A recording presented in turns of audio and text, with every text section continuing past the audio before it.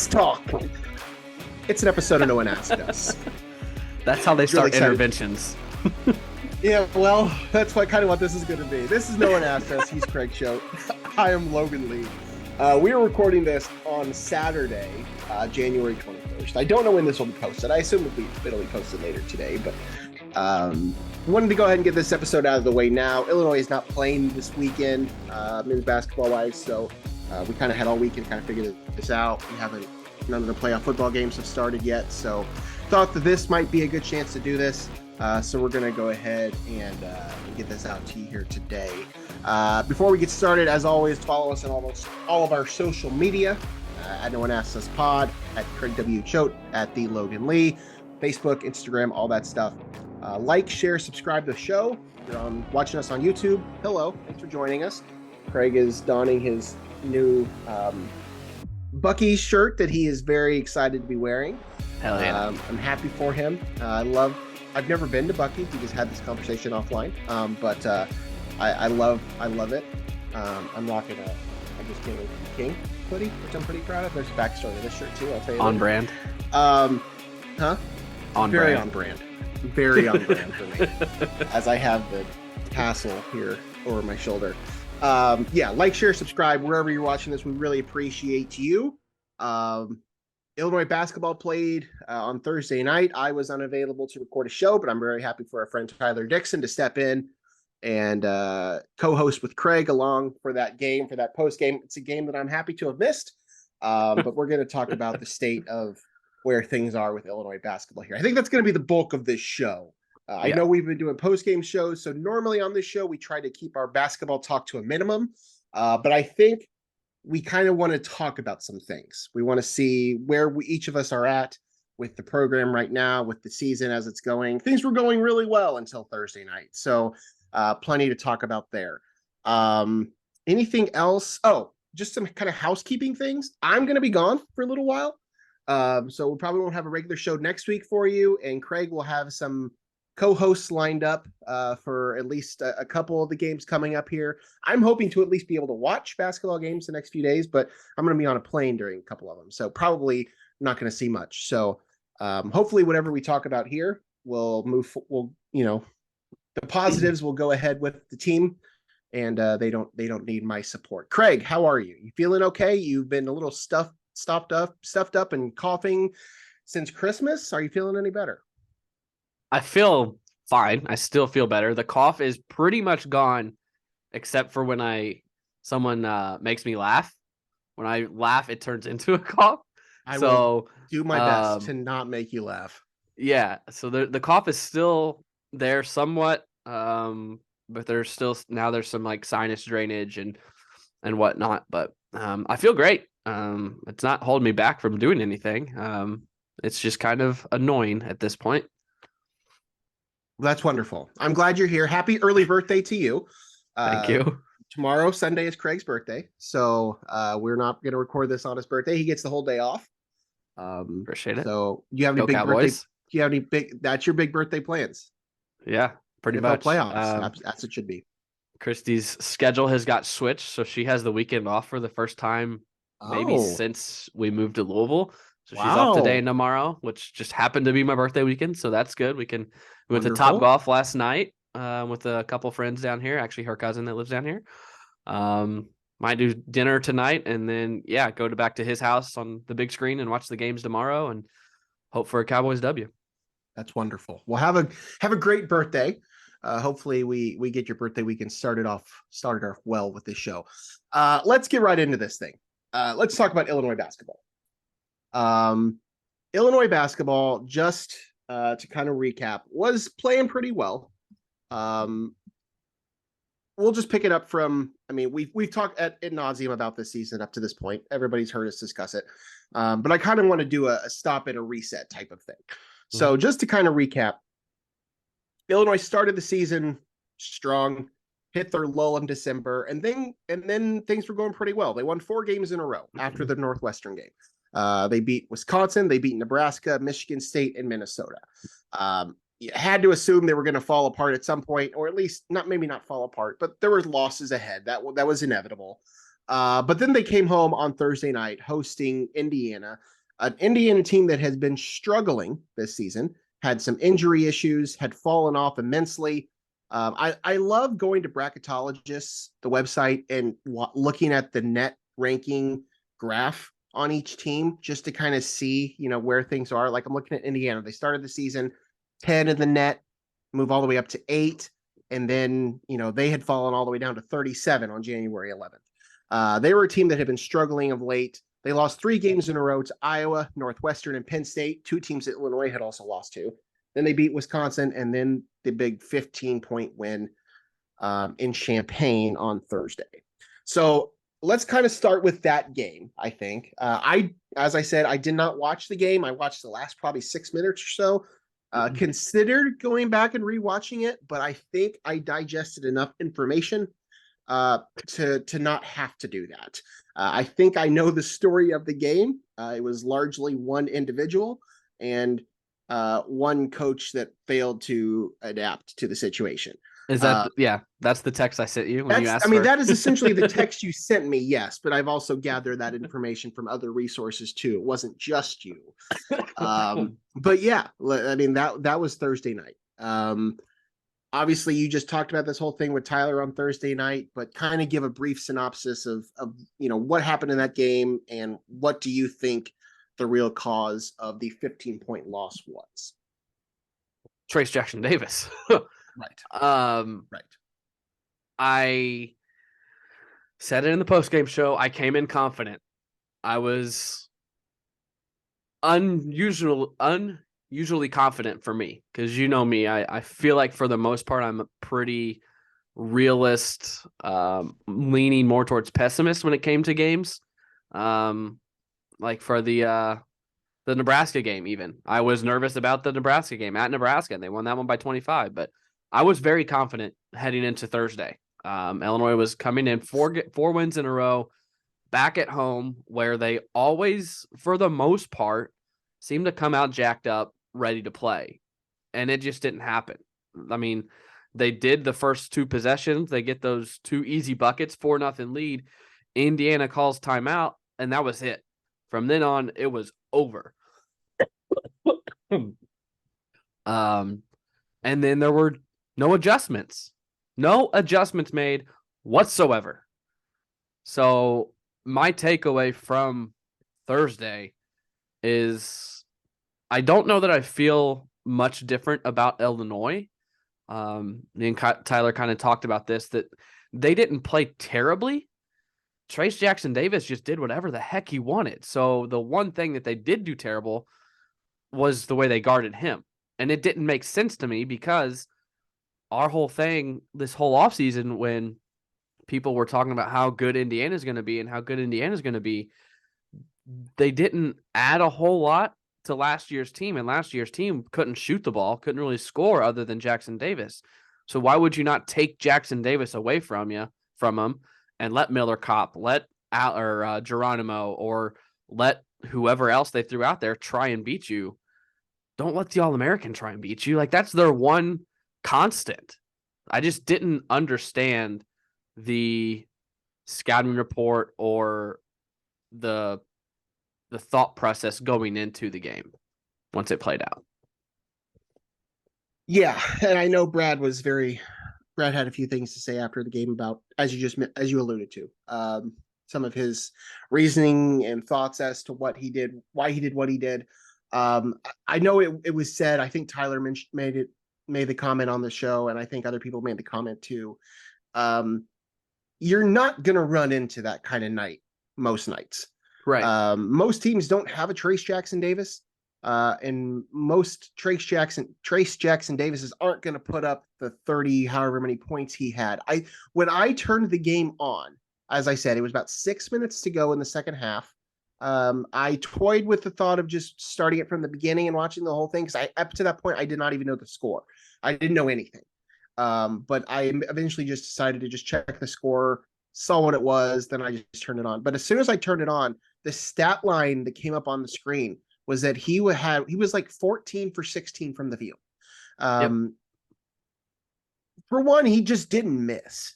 But again, I also understand the fact is that Brad didn't adjust to it. There was no double teams. There was, I don't know. I don't know exactly the answer to this. I don't want to keep bringing his name up again, but Illinois doesn't have a Kofi Coburn this year. That's what we've been used to the last 3 years. Somebody that's going to take up space. Not that he was the best defender, not that he was even necessarily the one guarding Trace Jackson Davis on a regular basis, but Illinois is in it's a very different situation than what we've seen the past few years since TJD's been there. I thought Coleman Hawkins would be a good enough defender for him, but it just proved to be that Illinois just didn't have an answer. The in-game adjustments thing is something we had talked about several times on this show. So this is not new. I don't know what the deal is there. I can't defend it. I can't explain it. It's just something we've known to be an issue with Brad in the past. Outside of Trace Jackson Davis and the outing that he had, was it a bad game for Illinois? No. I'm asking honestly. No. As somebody that admittedly did not watch the game, was it a bad game for Illinois outside of that one performance? No, that's what Tyler said. Obviously, if you didn't watch the post-game show on Thursday night, or you don't know, Tyler Dixon's a guy that we both went to school with. He's a fellow Saluki. He spent 10 years in the newspaper industry covering everything from SIU to high school sports, and spent some time in Kentucky down here. He knows his stuff, and he watches everything just like we do, but he has no allegiance to Illinois. Like, I think this was the first Illinois game he has watched from start to finish for sure, but it might be the first minutes of Illinois he's seen this year. And he said he comes away not thinking anything. Like, Illinois is not a bad team. They just ran into Trace Jackson Davis on a night that he couldn't miss. A lot of that due in part to Illinois' defense on him. But yeah, they just ran into Trace Jackson Davis on his best game of the season. That's what he took away from it, coming from an outside of the orange and blue glasses perspective. I don't think Illinois was that bad. I mean, Shannon scored 26 points. You had a couple guys with 9. I think Dane had 8 maybe. You shot well from the field. You actually shot pretty good from 3 for the first time in a while. So no, I don't think it was a bad performance from Illinois. I just think TJD was on a mission, and you let him get too many easy buckets and get going early, and it snowballed to what it turned into.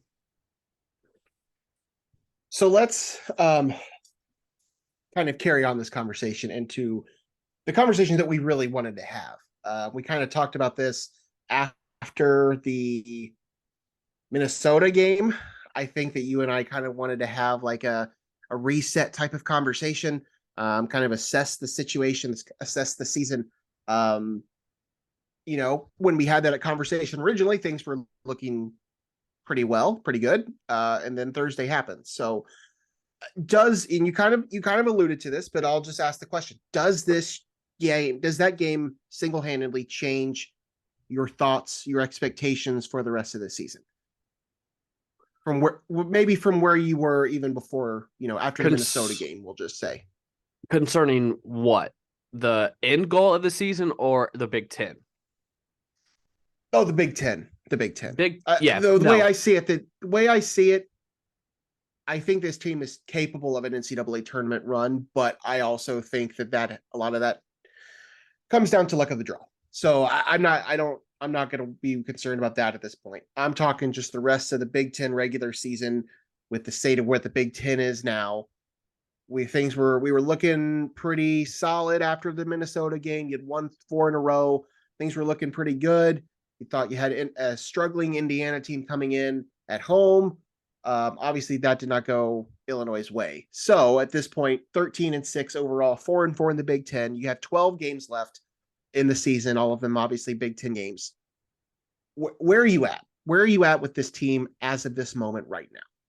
So before Indiana, I probably had Illinois anywhere from 2 to 6 in the Big Ten. That's fair. After Indiana, I will say probably 4 to 8. Like shift it down a couple spots. I still think there is obviously a path to the double bye, a top 4 seed in the tournament. Of course. I still think that they could potentially only get one bye, maybe get I'll say 4 to 9. Be the 9 and play the what would that be? The Thursday. I don't know the format. Thursday. Yeah. Yeah, but I would say 4 to 9 now. I think it definitely changed things in the Big Ten. There is still that path to a top 4 seed and a bye, because I mean you're only the gap between 2 and 13 right now is 2 games in the loss column. Like Michigan State and Rutgers are 5 and 3. Ohio State's 2 and 5. Everyone else is like right there. It's just a logjam from 2 to 13. So legitimately they could finish anywhere, but my guess is between 4 and 9. I don't know that they get higher than 4 after what they put on the 4 Thursday.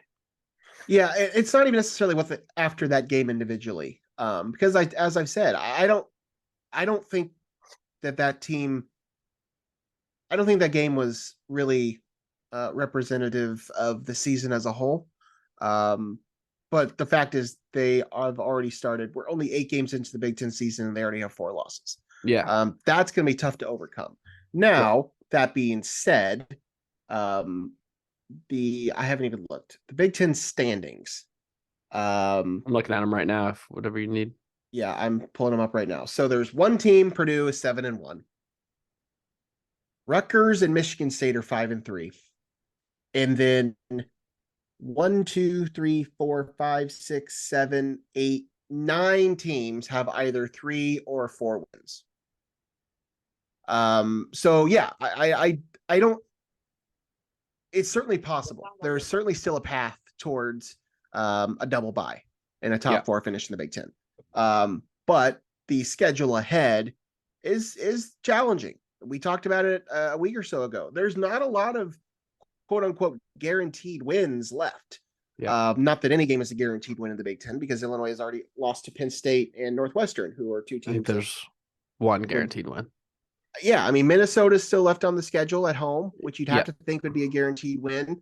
Nebraska comes to Champaign. That's a favorable game.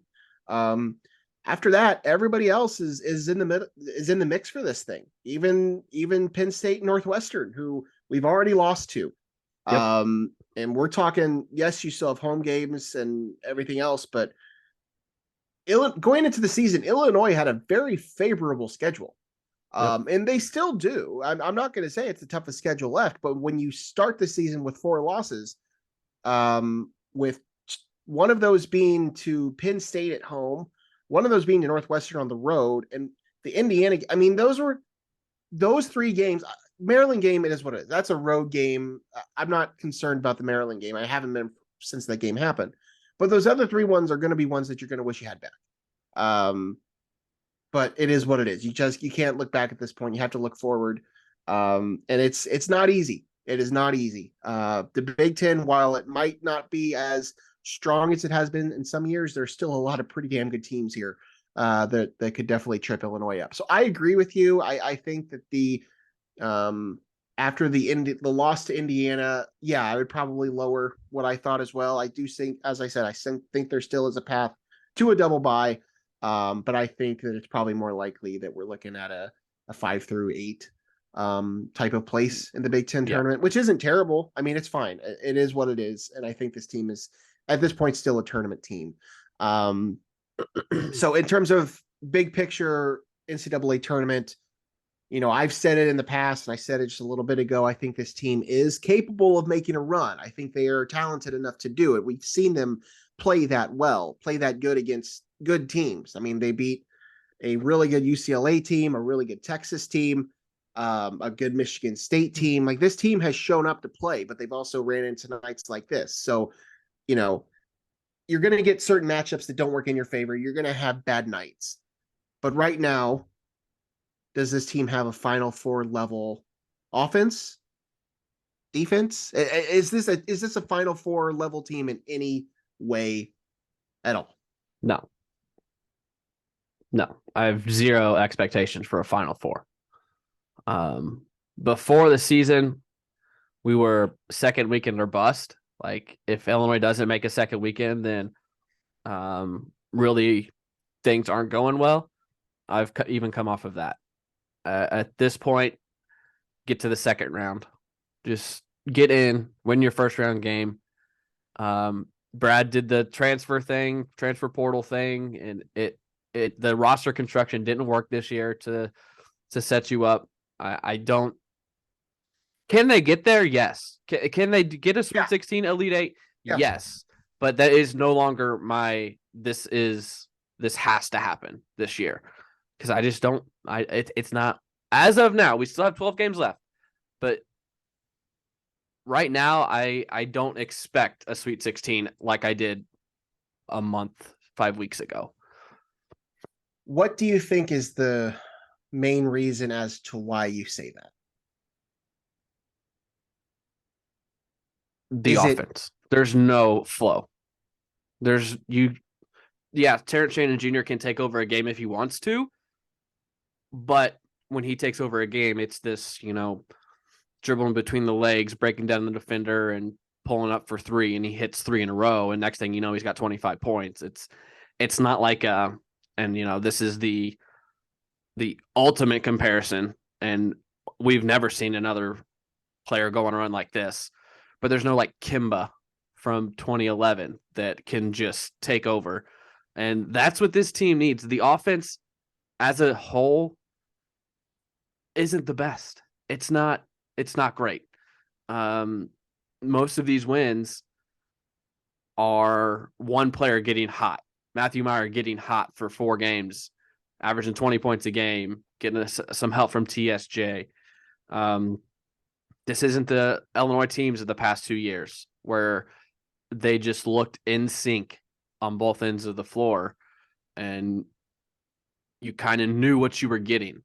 We don't know what we're getting with this team night in, night out. Another guy, I'll just say it right now. The hope is Nico Hefflinger from Fox, Illinois is going to hop on Tuesday for the postgame show. That's the hope. And so we've been texting about some stuff. And he asked me, it's so hit or miss with this team. How many single-digit games have there been this season? There's been 5, and there's only been 1 since the Texas game in December. That was Michigan State. That was 9. It's either Illinois wins by 15 or they lose by 15. There hasn't been any in between the last 6 weeks. And that could be a factor late in the season.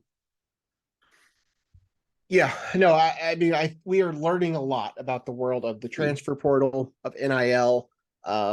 Brad came into the season thinking he had built the right roster. And clearly we have seen that while this team still has the talent and is capable of doing impressive things and beating really good basketball teams, stringing those things together on a consistent basis has been the team's biggest Achilles heel. He still might have. Come March, he still might have. No, I'm not ruling it out. Now, I don't see it happening. It could, but I just don't see it right now.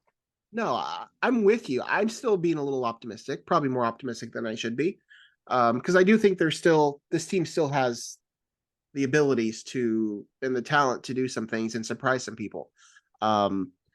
This is kind of off subject, but it kind of made me think about it. I watched it came out a little while ago, but the Redeem Team documentary that's on Netflix. I almost turned that on the other night. Yeah. I literally watched it like Friday night or something. So I don't know. No, I don't, whatever night it was. I just watched it a couple nights ago. And a large part of that show, that documentary, is about the 2008 U.S. men's basketball Olympic team.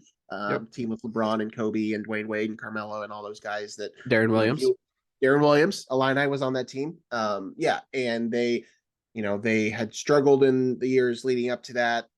Team USA had kind of gotten out of rhythm, and then they built this team, turned it into a team type of environment. 3 years in a row, they were doing this thing. And by the time that they were actually on the court together to win the gold in the Olympics, they had put it all together. And that's kind of what we're trying to figure out here. Other schools for years have been doing this whole one and done system. The Caliparis of the world and the Coach K's of the world, like those guys had figured out the one and done system. And this is kind of a whole new thing again. It's building. This team doesn't have those veteran guys that have been here for several years that are capable of leading this team and carrying this team and doing a lot of these things. They're still learning their roles. We had kind of thought maybe after Skyy had left that guys had kind of figured out their roles again, because things were looking pretty good for 4 games. And not to say that this Indiana game, we should be sounding the alarms. I do not think that whatsoever. As we've already talked about, I think this was one individual performance that really was a huge issue for Illinois, and they weren't able to stop it. They weren't able to adjust. So are there things to be concerned coming out of the game? Sure. But I don't think that I'm not sounding the alarm because they lost at home to Indiana in the middle of January. However, there are still things about this team that they need to figure out. Mm-hmm.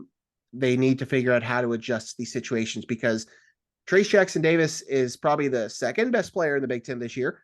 But you're going to run into somebody at the end of the season that Zach Edey that's having a National Player of the Year type of season. Still got Hunter Dickinson too. Still got Hunter Dickinson coming up. Like, everybody in this conference has a good post player. And sometimes they've been able to figure it out. Sometimes they haven't. Defense for the most part for this team has been solid. That's the one thing when you ask, is there a Final Four caliber offense defense? The defense could carry this team deep, but Thursday gives me cause for concern because the defensive game plan wasn't working, but yet they stuck to it and they were stubborn and didn't change. That's concerning.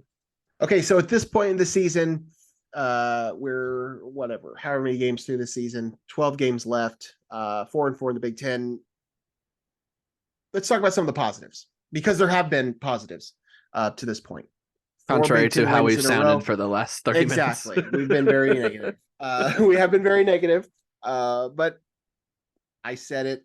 I'm not sounding the alarm after this game. There's still plenty of basketball to be played. There's still plenty of things that can go right for Illinois. So, up to this point, who's your most improved player on this Illinois team at this point in the season? Are we talking from last year? Are we talking from the start of the season? How do we want to quantify probably this? from where the season started. It does. I mean, that could have been from last year. That could have been it could be a freshman. That, just basically who's exceeded your expectations the most from the start of the season.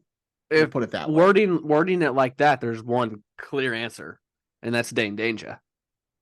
Correct. I don't think anyone expected the year we're getting out of him. I don't have his stats pulled up in front of me. At one point, he was the second leading scorer on the team. I don't think that's the case anymore. Third, 10.3 points, 5.9 rebounds. That's outstanding.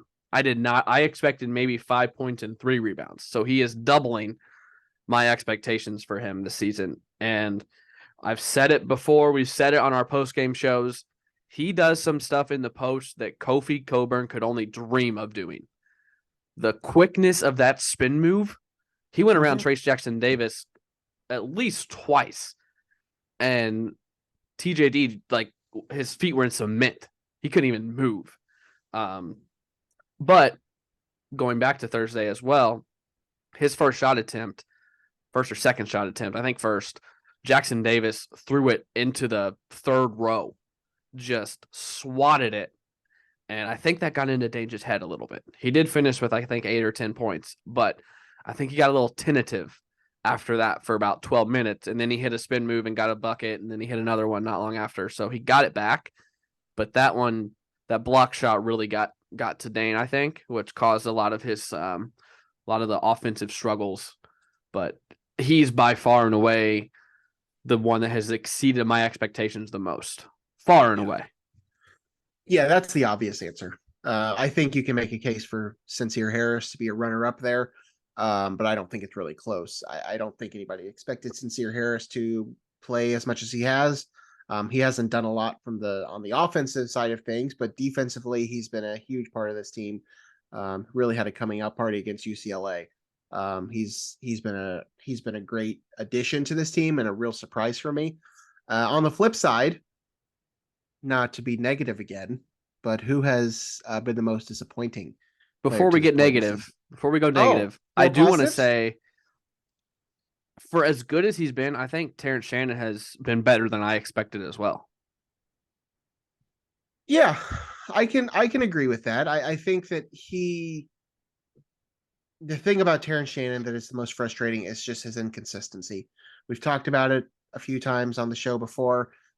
He can have games where he puts up 25 points, and he can have games where he goes missing for long stretches of time. Talent wise, yeah, I think he is far ahead of what I was expecting. I would just prefer it if it was a little more consistent. Uh, I don't want to go back to this game too much, but again, I didn't watch the Indiana game. Um, can you give me a brief summary as to what happened with Matt Meyer? Apparently, he was sick. Okay. Brad said he was sick. Before the game, Matthew told Brad that he wanted to give it a go. I think he played like 22 minutes. Okay. 0 for 4 from the floor. Never really, like, I don't even remember him doing anything significant. And I'm shocked that he played 22 minutes. It didn't seem like he was on the court that long. But Brad said after the game that he was sick. Okay. That's fine. Okay. Let's disappointing. Who's been the most disappointing player on this team to you to this point? It's got to be RJ Melendez. Has to be. I was gonna throw Coleman in there, but as much as we hate Coleman Hawkins, he does do a lot of good. And he can get a triple double at any given game like he did earlier this season.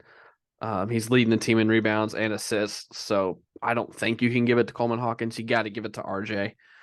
He's averaging 6.6 points a game. I think we probably expected more, double that from him. So RJ and Dane kind of flip flopped there. Yeah. Just hasn't found it. RJ just hasn't found it. I don't know what it is because the talent's there. We saw at the end of last year. Even Thursday night, he looked pretty good. He tried to get them back in that game.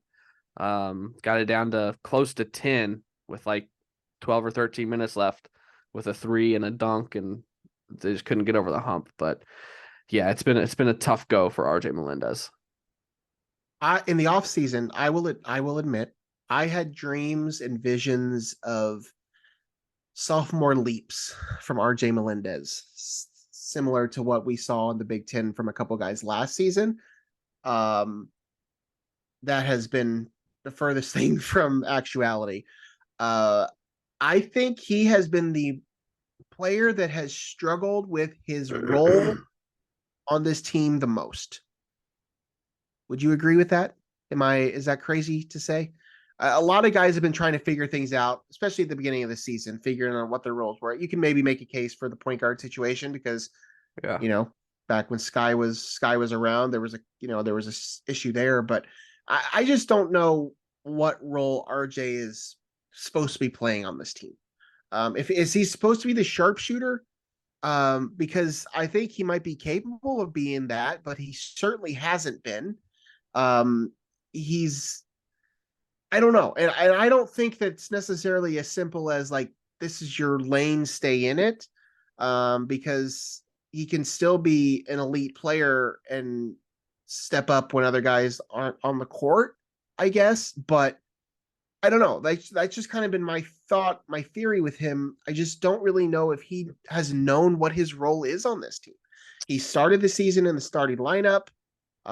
He has since fallen out of that because of the emergence of Dane Danger, which I can't obviously disagree with that at all. But even coming off the bench, I mean, he has his moments where he looks okay, but he is not taken anywhere close to a leap that I thought he could this year, and I don't exactly know why. Yeah, so I think coming into this season, we had this expectation of, this positionless basketball. You have Skyy Clark at the point, RJ would be the 2, Meyer and Shannon, or probably Shannon the 3, Meyer the 4, Coleman the 5. I just don't think RJ's a 2. I think he's a 3, and I don't think Meyer's a 4. I think he's a 3. So you have Shannon, Meyer, and RJ that are all 3s. It just doesn't work when they're all on the court. And when Shannon and Meyer are playing so well, you can't take them off the court. So what does that leave RJ to do? Yeah. So at the moment, he really kind of doesn't have a role when Meyer and Shannon are on the floor and playing well, which has been, for the most part of the last month, the entire time. They've both been playing really well. So I think he just, like you said, he's struggling with the role. I think Brad is struggling trying to figure that out because, again, came into the season, we all heard the positionless basketball. Well, that doesn't really work unless the players can make those adjustments and play any position. And I don't know that is working right now. I think Melendez is the same player as Shannon and Meyer, and you can't have 3 of them on the floor at the same time. And then Dane emerges, so you have to have Dane in there, which makes Coleman become the 4, which means Shannon kind of becomes the 2 because he can't handle it a little bit. Meyer becomes the 3, and RJ's not going to be the point. Right. It's just the positionless basketball thing didn't work, so you kind of have to go back to a normal rotation. And RJ has been the odd man out, and it's hard to find a flow when you come in expecting 25 minutes a game and you're playing, less than 20 a game. Yeah. I mean, I think that's what it comes down to. I just wish that when he was on the floor that he was taking advantage of the opportunity. But even when he's there and the other guys aren't, he's not really flourishing like I would want him to, or like I would hope that he would. Maybe things change. Thursday might be a step in the, he hit an impressive 3 and a dunk in Thursday that I was like, okay, there's the RJ we expected. Does the addition of Luke Goody help or hurt the RJ Melendez position role situation? Because they're very similar in terms of role and size, and I mean they're both kind of wing shooters.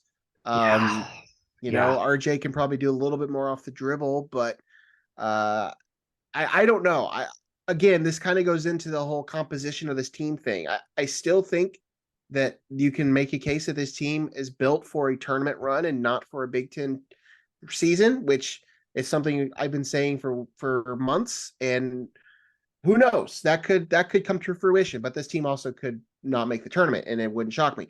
So I don't know. I do not know the Luke Goody. We don't know when he's coming back. Have we heard an update on Luke Goody? Nope. We heard Nothing. Probably January. There's still 3 games left in January, so it's possible he does come back. I did see they did talk about it in the Minnesota game that he was there out there before the game shooting around. So it does seem like he's going to be, back soon, I would think. But yeah, I don't know exactly how that affects RJ's role.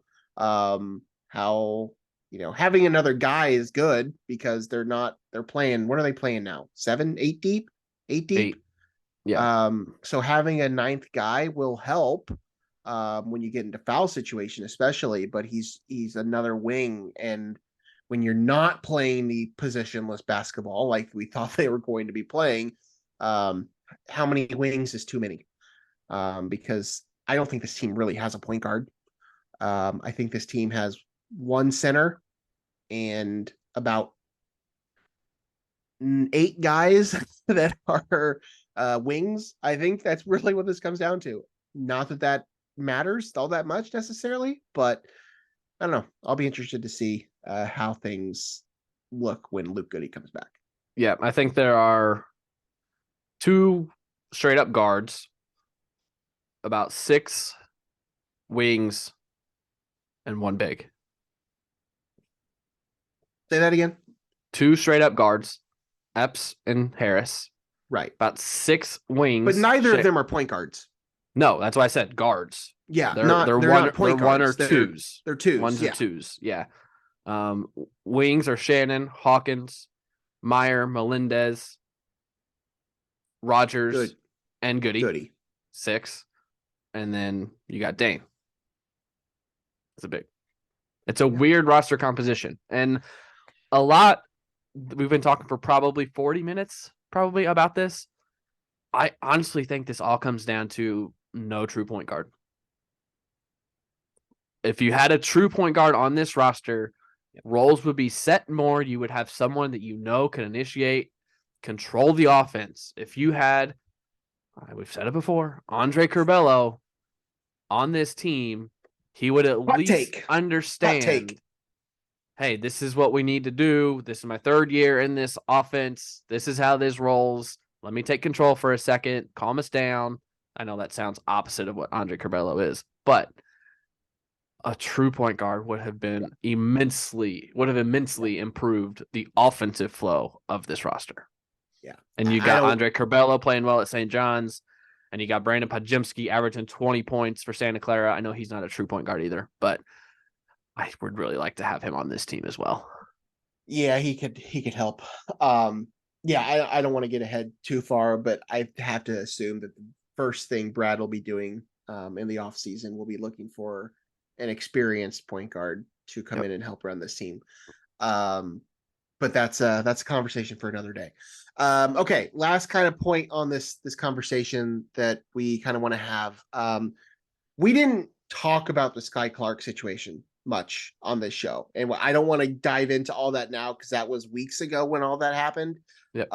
But after Skyy left, things seem to be turned around. I don't remember the exact date he left. That was after Northwestern, though, correct? It was after Yes, he played in the Northwestern. He played Northwestern. It was the Friday before Wisconsin. It was the Friday before. It was the 6th of January because it was the day before we went to the game. Correct. So after he left, Illinois rattled off 4 consecutive Big Ten wins, and everybody thought, "Oh goodness, everything is better now. Skyy Clark's gone. Things have turned around. He was the problem." I don't subscribe to that theory, at least right now. Maybe that could change. I personally don't subscribe to that theory. No. But you cannot ignore the fact that he is no longer on this team, at least right now. And Indiana game aside, Trayce Jackson-Davis aside, this team's playing a lot better than they were when he was around, at least for the month in December. What happened? Was this adjustments that Brad made, or was this figuring out roles better? I hate to say, I don't like the idea of one less good player makes. I don't love the addition by subtraction thing. I don't think that's necessarily a thing. Tom Izzo. Yeah, well, yeah, Tom Izzo. His comments. He needs to shut up.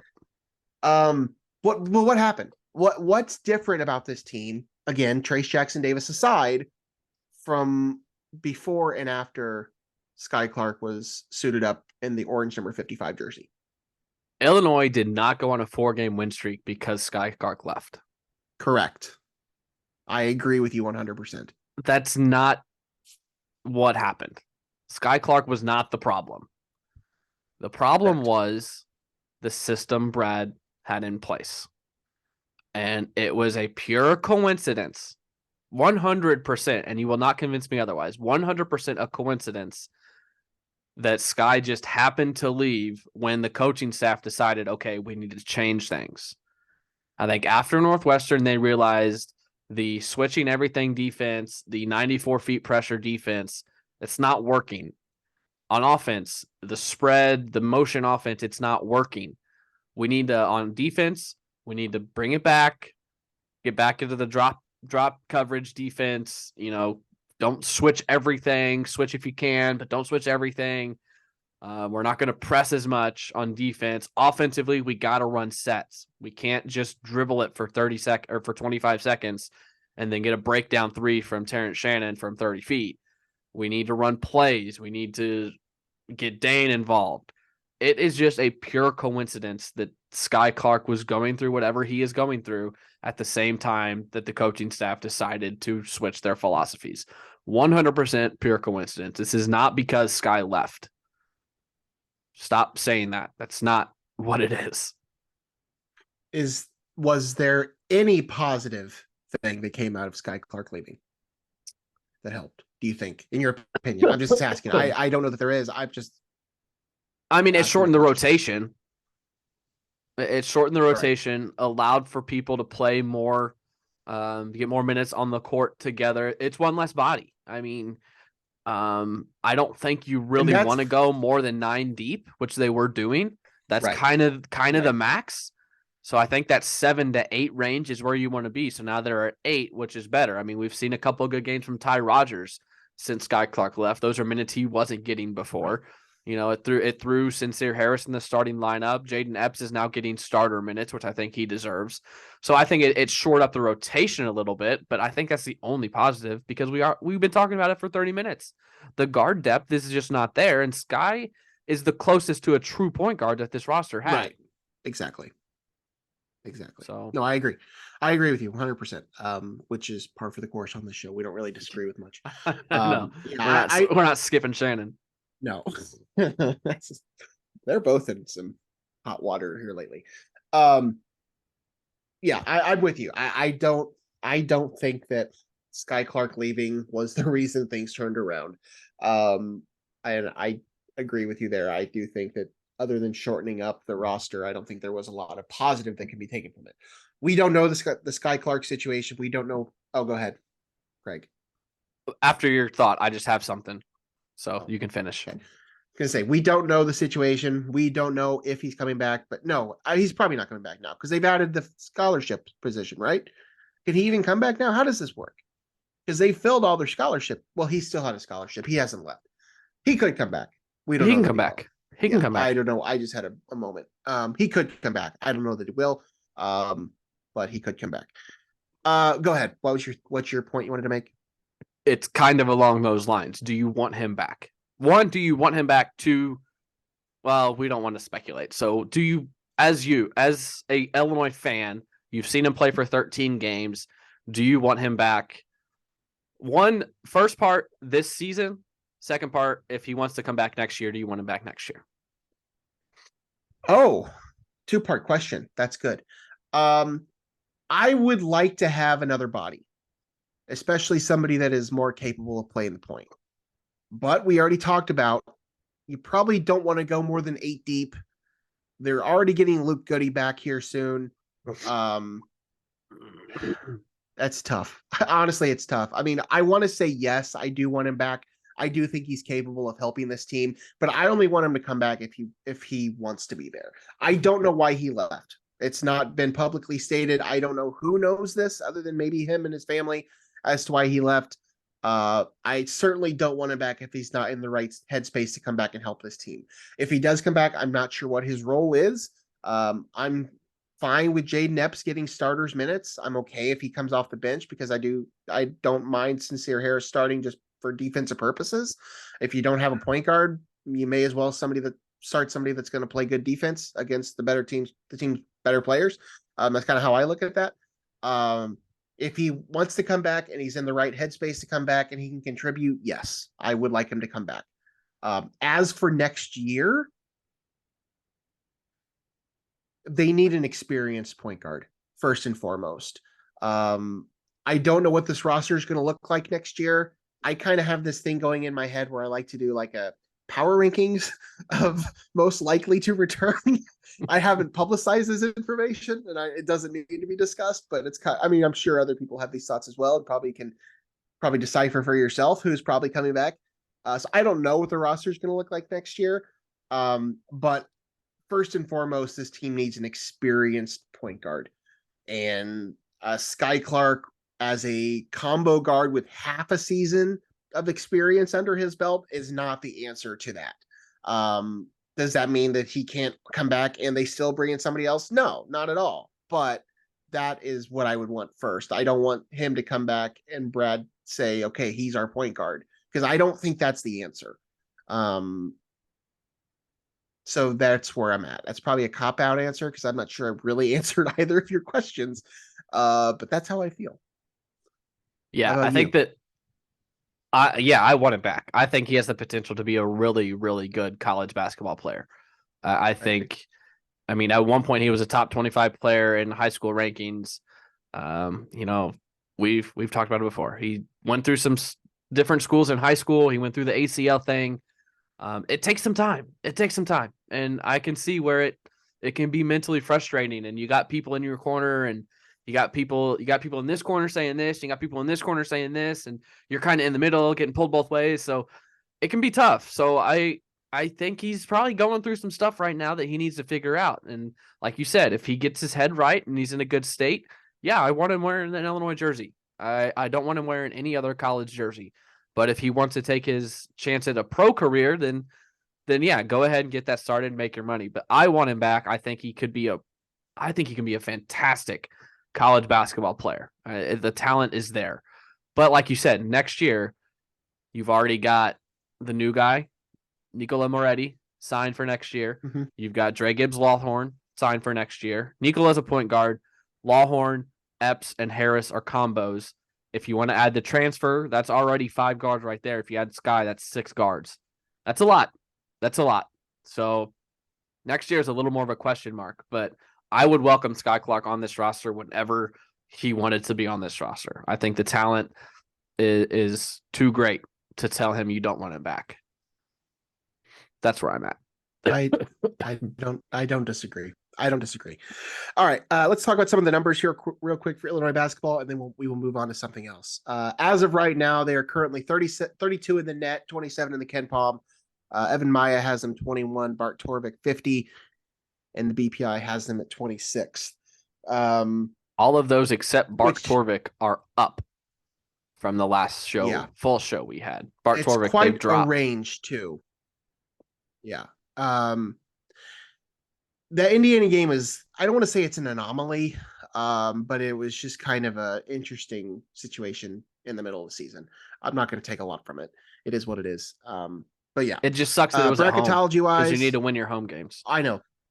I agree. The home games are the most important at this point. And I mean, if you can go into Bloomington and take one from Indiana in the middle of February, a month from now, great. I'll take that instead, I guess. Yeah.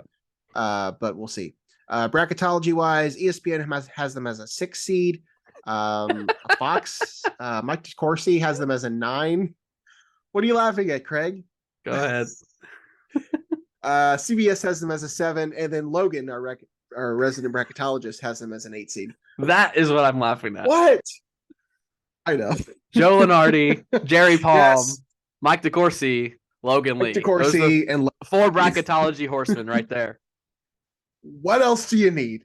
Yeah, I kind of crunched some numbers, and I have them as an 8 seed right now. Bracket Matrix, which is all of the bracketologists combined, except me, I haven't entered mine into that pool yet, has them as a 6 seed on average. So that's kind of where they're at. I could see them being anywhere as high as a 5, maybe, all the way to like a 10.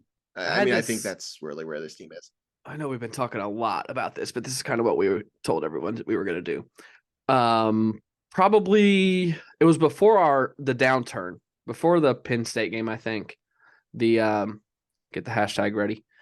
The group chat had the conversation of what seed do you want? Because I think from the get-go, we were pretty clear this wasn't a 1 seed type of season. Number one. I didn't see a 2. I said 3. I said a 3 seed. So I'm kind of going off. Wait, of hold that. on. What's the question? What seed? What seed you want in the national tournament or the Big Ten tournament? National. In the NCAA tournament, what seed do you want to be? Not what do you want to be? What do you want this Illinois team to be? Because I don't think they're a top 4 team in the country. I don't think they're a top 10 team in the country. So what seed would be best for this team as far as matchups go? You know what I'm saying? Because you don't want to be an 8 or 9 seed because you're playing a 1 seed in the second round. So I said I wanted to be like a this point. I see what you're saying. At this point, I want a 6 seed. Yeah, because you play the 3, you would play an 11 and then a 3, or maybe a. That's deep because I don't think they're good enough for a top 5 seed. So, but in that 6 to 8 range, what seed do you want? Probably 6, right? I see what you mean. I see what you're saying. Yeah, probably. If you're a 7, that you would get be the highest, the 10 seed. Come on, Craig. This is just math. This is just math. If your options are 6, 7, or 8, you want 6 because you're going to get the lower seeds all the way out. It's just math. That's all this is. Would you rather be a You're overthinking 4 seed or a 6 seed? I'd rather be a 6 seed. because you wouldn't get the 1. I see what you're saying. Yeah. Okay. You want to be Okay. Yeah. I would the want to be on options the are opposite if side. you're giving me between 4 and sure. Yes, that's fair. That's fair. I get that. Yeah. 6 makes sense. I'm with you. Yeah, 6 or 7. Don't get that 8 or 9 seed because then you got the 1 seed in the second round. 2 seeds are beatable. 1 seeds are beatable as well. But you know what I'm saying? So yeah, we can move on. You would want. Okay, I get it. A little convoluted, but I understand. I follow. Anything else? Illinois basketball you want to talk about? Oh, they have 2 games coming up this week. Tuesday, against Ohio State. 6 o'clock Central, 7 o'clock Eastern time on ESPN. I will be, I don't know where I'll be. I don't know if I'll watch that. Saturday at Wisconsin, 2 o'clock Central, 3 o'clock Eastern. That one is on Fox.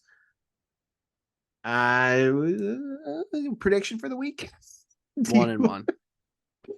I think they bounce back and beat Ohio State. 1-1.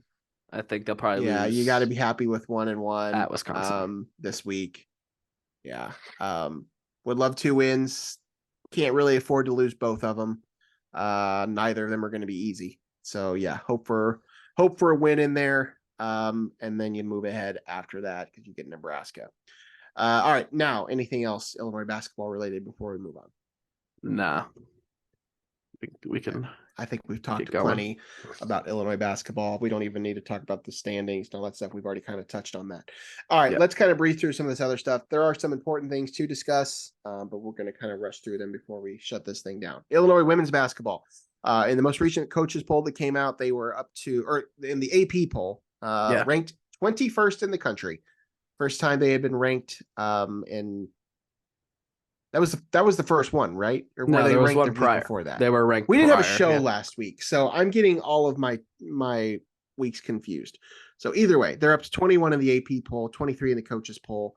Then they went one at Minnesota this week, and then they hosted Indiana, a team that they almost beat in Bloomington a few weeks ago, and lost to the number 6 ranked Hoosiers. So don't know where they'll be at, once the next poll comes out. They do go to Northwestern on tomorrow on Sunday.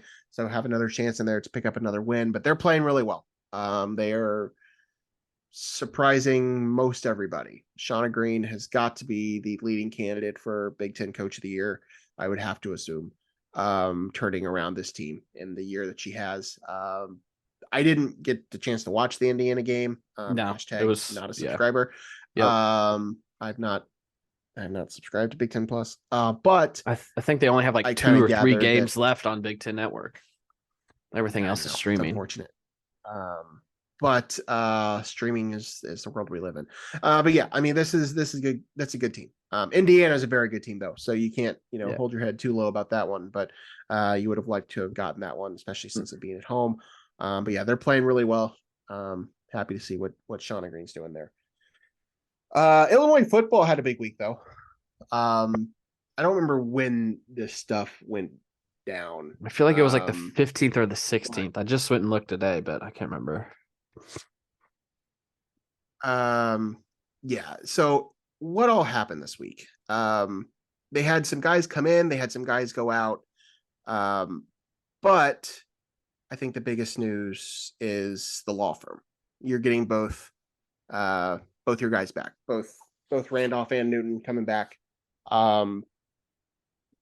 That's got to be bigger than any high school recruit signing, any transfer you could bring in.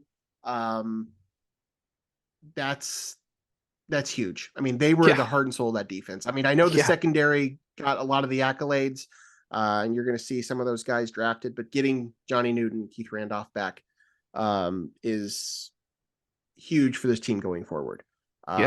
Because I don't know that there's a lot of stability in a lot of positions with this team. terms of offense or defense. Lost, as I just mentioned, you lost a lot of your secondary. You're gonna have a new quarterback. You're gonna have a new running back. You got some receivers back. The defense is kind of hit or miss, but getting both of those guys back, both all Big Ten level defensive linemen, that's huge. That's Yeah, huge. I mean, it Bigger sets than Illinois anything up. else. Sets Illinois up to have the best defensive line in the Big Ten. One of the best defensive lines in the Big Ten. They're both all Big Ten type players. And a lot of what the secondary did started with what the defensive line was able to do and get pressure. So, massive for them. CJ Calvin Hart also said he's coming back. Seth Coleman said he's coming back. Does every player need an I'm back graphic though? Like, does every single player, all of them, do they all need to announce they're coming back? I feel like the announcement should be if you're leaving. It's a thing. Like, if you're not leaving, then you're going to come back. Everybody wants to have somebody make them a graphic so they can post it on their Instagram or a video in this case.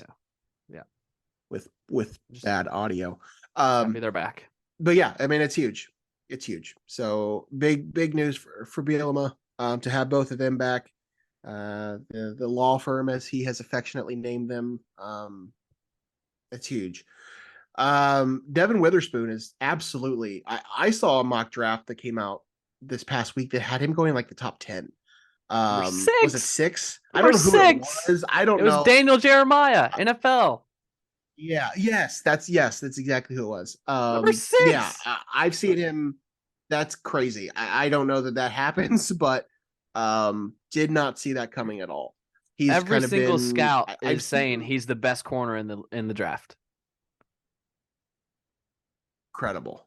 What's the highest football pick Illinois had in a while? Jeff George went number 1. Oh, in a while. Correct. In a while. Where was it? Merciless? It'd have to be Merciless. He was like 20. I don't think anyone went higher than that.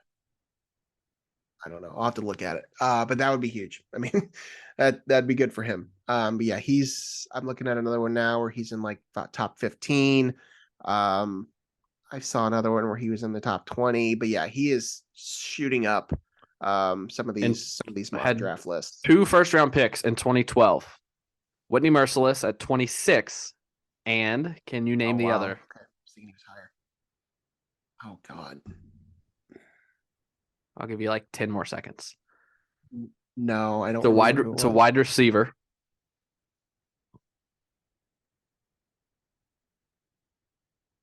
AJ Jenkins at 30 to the Giants or to the 49ers. Jack was. Oh, I totally forgot about AJ Jenkins. Came out of nowhere. No, came out of I nowhere. would have never guessed that. I don't think he played a single game, or maybe I don't think he caught a single ball in the NFL. Yeah, first round pick, number 30 overall. I forgot all about that. Have not had a first round pick since. Been more than 10 years. Yikes. Yeah, I'm looking at another one here. He's 24 on CBS. So yeah, I mean he's shooting up boards, man. He's got first round potential at this point, which would be nice for the program. Great for him. But yeah, that'd be huge. NFL playoffs. We're in the second round. Divisional round. Is that what they call this weekend? Is that the divisional? Divisional. Yep. First weekend is wild card weekend. This is divisional weekend. Your Cowboys play on Sunday. What are your thoughts? Any surprises to this point? I mean, just real quick. We don't need to talk about too much stuff that happened a week ago, and we're about to run out of time on our Zoom. Yep. I didn't watch much of the games last weekend. I turned on the game on Saturday. The Jaguars and Chargers. And saw the Chargers were up 24-0 or something like that. Yep. And turned it off. Yep. And as I was going to bed, I checked my phone and I saw that they indeed lost that game. So that's fun. Yep. That's fun. Cowboys Super Bowl or bust? I'm getting more and more confident, and it scares me. I'm again like Illinois good, Thursday. I'm pretty confident tomorrow. I'm pretty confident, but it is the 49ers, but it's a rookie quarterback. At some point, his magic's going to have to come to an end. And I'm hoping the Dallas defense can show him some looks that he isn't familiar with and can maybe shake him a little bit. But I'm pretty confident, I will say. We got to shut this thing down. So, yep. Craig, good to talk to you. We'll do this again soon. I'm going to go on vacation now, and I'll see you guys in a month. So until then, it's been No One Asked Us. Like, share, subscribe, and we'll see you next time, whenever that is. Bye.